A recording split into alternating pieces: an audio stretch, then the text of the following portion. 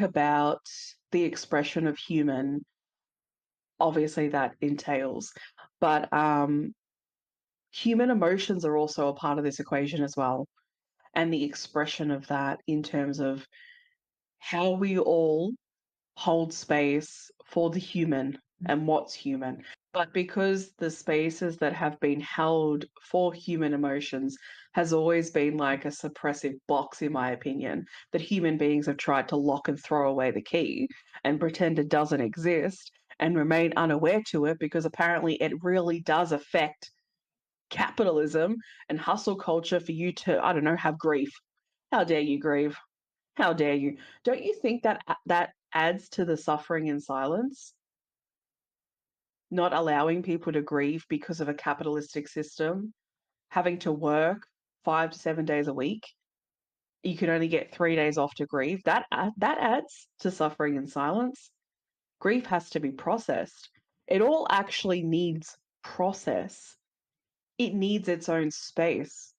And human beings are not giving other human beings that. So then essentially they put it aside, they shove it down, and they get to work.